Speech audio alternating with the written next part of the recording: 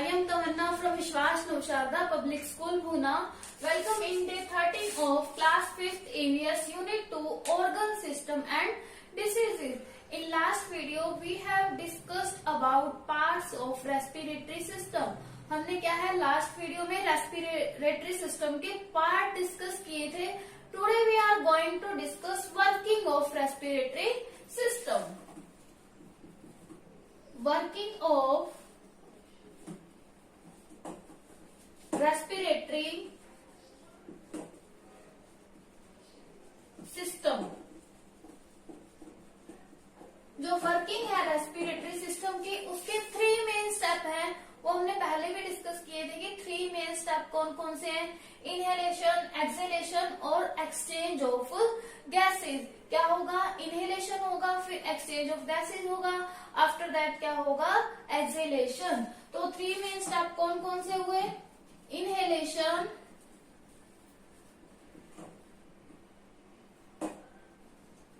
exchange of gases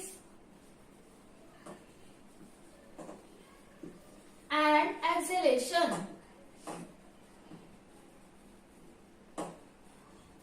Inhalation क्या है? Taking of oxygen gas. Exchange of gases means जब हमारे लंग्स में जाती हैं तो गैसेस का एक्सचेंज होता है, ऑक्सीजन कार्बन डाइऑक्साइड का. ठीक है. एक्सहेलेशन मीन्स रिमूवल ऑफ या फिर giving out of carbon dioxide gas. तो ये क्या है? एक्सहेलेशन. तो ये 3 मेन स्टेप हैं. अब हम इन तीनों के बारे में डिटेल से डिस्कस करेंगे. First is inhalation. इनहेलेशन क्या है? जो रेस्पिरेटरी सिस्टम का फंक्शन है वो कहाँ से स्टार्ट होता है? जब हम एयर को टेक इन करते हैं. मीन्स जब हमने ऑक्सीजन को या फिर एयर को टेक इन किया तो क्या हुआ? रेस्पिरेटरी सिस्टम का फंक्शन स्टार्ट हुआ. उसके बाद जो डायफ्रैगम है, ये हमने पढ़ा था स्टार्टिंग में फर्स्ट डे में कि डायफ्रैगम है वो एयर को इन ले जाने में हमारी हेल्प करता है. ओके. फिर जब हम एयर को इनहेल कर लेते हैं तो उसके बाद कहाँ से जाती है? नोस्ट्रल कैविटी में, फारिंक्स, ट्रैकिया एंड रिचेस. उसके बाद कहाँ? हमारे दोनों लंग्स तक पहुंच जाती है. ठीक है. फ्रॉम द ब्रोंकी, ब्रोंकी से कहाँ जाती है? ब्रोंकियोल्स में जाएगी. और फिर कहाँ चली जाती है? जो एयर सैक्स होते हैं एल्वियोली, फिर वहां चली जाती है. That is inhalation. सबसे पहले कहाँ गई? सबसे पहले हमने इनहेल किया, इनहेलिंग एयर. इनहेलिंग एयर करने के बाद कौन हेल्प करता है इसमें? डायफ्रैगम. डायफ्रैगम ने एयर को इनहेल करने में हेल्प किया. उसके बाद जो इनहेल एयर है वो कहाँ कहाँ से पास होती है? सबसे पहले नोजल कैविटी, फिर फारिंक्स. ठीक है. After that trachea. ट्रैकिया के बाद कहाँ जाएगी? Both lungs. ठीक है. दोनों लंग्स में ट्रांसफर हो जाएगी. जब दोनों लंग्स में से ट्रांसफर होगी वो किसके थ्रू होगी? लंग्स में थ्रू ब्रोंकी. ओके. लंग्स में ब्रोंकी के थ्रू जो है एयर वो ट्रांसफर हो जाएगी. उसके बाद क्या होगा? ब्रोंकी से ये कहाँ जाएगी? ब्रोंकियोल्स में. ब्रोंकी के बाद कहाँ चली जाएगी? ब्रोंकियोल्स में चली गई. ब्रोंकियोल्स के बाद कहाँ चली जाती है? Air sacs, that is called alveoli. यहां चली जाएगी. ठीक है. ये पूरा क्या है? इनहेलिंग एयर का प्रोसेस है. उसके बाद जब हमने एयर को इनहेल कर लिया तो क्या होगा? Exchange of gases. क्योंकि हमने टेक इन तो ऑक्सीजन गैस को किया है बट गिविंग आउट कौन सी गैस होगी? Carbon dioxide. After inhalation next step is या फिर next process is exchange of gases. Exchange of gases में क्या होगा? अब हमने इनहेलेशन में देखा कहाँ तक एयर आ गई? एल्वियोली के पास तक. अब एल्वियोली के पास क्या होती है? ब्लड वेसल्स होती है. ब्लड वेसल में क्या चला जाएगा?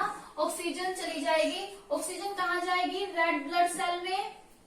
रेड ब्लड सेल में क्या होगी? ये कलेक्ट हो जाएगी. मीन्स रेड ब्लड सेल क्या कर लेंगी? ऑक्सीजन को कलेक्ट कर लेंगी और जो ऑक्सीजन रिच ब्लड है वो पूरी बॉडी में ट्रांसफर हो जाएगा. उसके बाद जो अपोजिट डायरेक्शन में एल्वियोलीज हैं और ब्लड वेसल्स हैं, अपोजिट डायरेक्शन में जो ब्लड वेसल है वहां पे क्या जाएगा, कार्बन डाइऑक्साइड रिच ब्लड चला जाएगा और एल्वियोली के थ्रू पूरी बॉडी से बाहर निकल जाएगा। ओके, या एक साइड से बाहर निकलेगा और एक साइड से अंदर जाएगा। तो this is the exchange of gases. देखो नेक्स्ट इज एक्सेलेशन।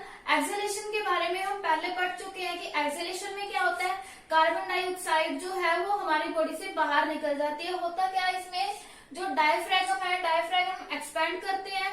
जैसे ही डायफ्रैगम एक्सपेंड करेंगे तो लंग्स जो है वो अपवर्ड मूव करेंगे। लंग्स जब अपवर्ड मूव करेंगे तो क्या होगा, स्पेस जो है वो बीच वाला डिक्रीज हो जाएगा, जिससे क्या है, जो बीच वाली एयर बाहर निकल जाती है और रिब केज अंदर की तरफ चले जाते हैं। This is the process of exhalation. Okay, next is one question is there, why can not we live without breathing for a few minute. ये कह रहे हैं कि हम कुछ मिनट के लिए भी बिना ब्रीदिंग के क्यों नहीं रह सकते।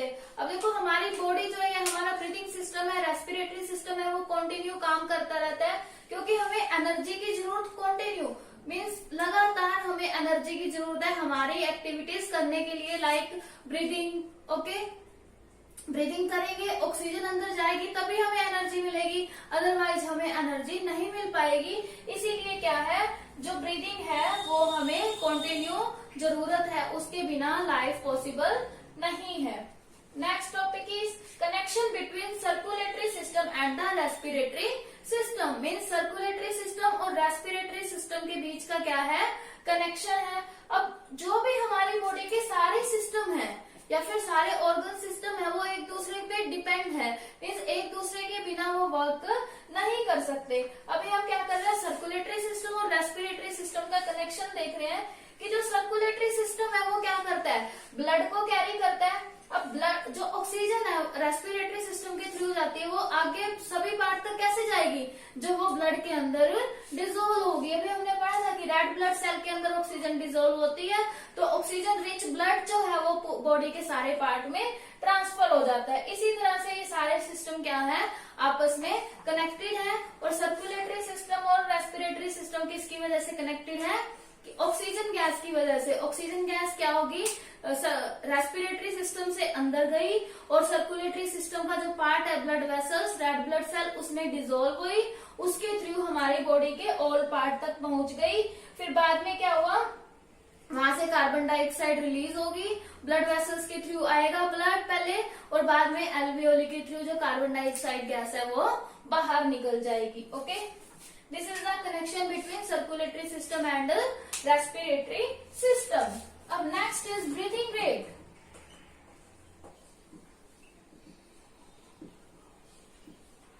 अब ब्रीथिंग रेट क्या होती है, the number of time person, मतलब एक मिनट में कोई भी पर्सन कितनी बार ब्रीथ इन कर रहा है और ब्रीथ आउट कर रहा है, उसे हम क्या बोलते हैं, ब्रीथिंग रेट। अब ब्रीथ मीन्स एक ब्रीथ का मतलब क्या है, एक इनहेलेशन और एक एक्सहेलेशन।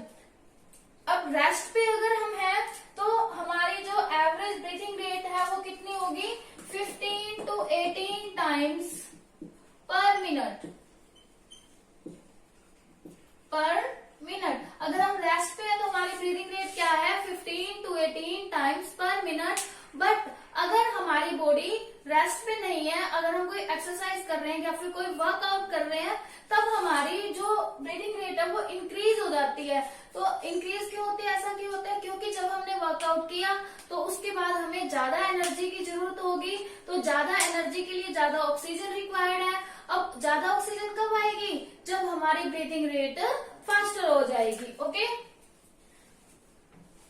नेक्स्ट एक्टिविटी है, हमने अपने ब्रीथिंग रेट को मेजर करना है। पहले हम क्या करेंगे, जब हम रेस्ट पे हैं तो हमारी 1 मिनट की ब्रीथिंग रेट को मेजर करेंगे, ठीक है। उसके बाद हम 5 मिनट के लिए चले, फिर हमने ब्रीथिंग रेट को नोट किया, फिर हम क्या है 3 मिनट तक रन किए, उसके बाद हमने ब्रीथिंग रेट को नोट किया और फिर उसमें डिफरेंस देखना है कि डिफरेंस कितना है। जब हम रन किए तब हमारी ब्रीथिंग रेट ज्यादा होगी, जब हम नॉर्मल चले हैं फिर उससे कम होगी, लेकिन जब हम रेस्ट पे हैं तब हमारी ब्रीथिंग रेट बिल्कुल कम होगी, कितनी, 15 to 18 टाइम्स पर मिनट।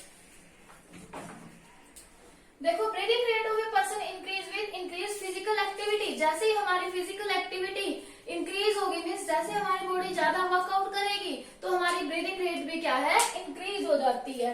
नेक्स्ट इज कोई एडल्ट ह्यूमन बीइंग है, अगर उसने एक्सरसाइज किया तो उसके बाद उसकी ब्रीदिंग रेट कितनी हो जाती है, 15 टाइम्स पर मिनट। ओके, 15 टाइम्स पर मिनट हो गई अगर किसी एडल्ट पर्सन ने एक्सरसाइज किया उसके बाद। अब next one question is there, why does breathing rate increase after exercising? Exercise करने के बाद हमारी ब्रीदिंग रेट इंक्रीज क्यों हो जाती है? अब देखो, when we exercise our body needs more energy. अब एनर्जी कहाँ से आएगी, या तो फूड से आएगी, फूड से रिलीज होगी, बट फूड हम एकदम तो ईट नहीं करेंगे, बट हमारी बॉडी में जो फूड स्टोर है वो ब्रेक डाउन होगा, उसके ब्रेक डाउन होने से हमें एनर्जी मिलेगी। और ब्रेक डाउन कैसे होगा, जब हमारी बॉडी के अंदर ऑक्सीजन ज्यादा जाएगी, जितनी ऑक्सीजन हमारी बॉडी में एंटर करेगी उतना ज्यादा हमें एनर्जी मिलेगी, उतना ज्यादा फूड ब्रेक डाउन होगा। तो ज्यादा फूड के ब्रेक डाउन के लिए, ज्यादा एनर्जी के लिए हमें ज्यादा ऑक्सीजन की जरूरत होगी, इसीलिए हमारी जो ब्रीदिंग रेट है एक्सरसाइज करने के बाद फास्ट हो जाती है। Okay, this is about respiratory system. So student, you have to read SR1, SR2, SR3 and SR4, but SR5 आपको excretion से पहले तक, means only one stanza ही है, SR5 before excretion, ये आप लोगों को रीड करने हैं। मीन्स SR1, SR2, SR3 तो आपके पहले ही हो चुके हैं, SR4 और SR5 हाफ जो है आपको रीड करना है। Means you have to read SR3, SR4 and half SR5 from your book. Thank you, bye bye, keep studying.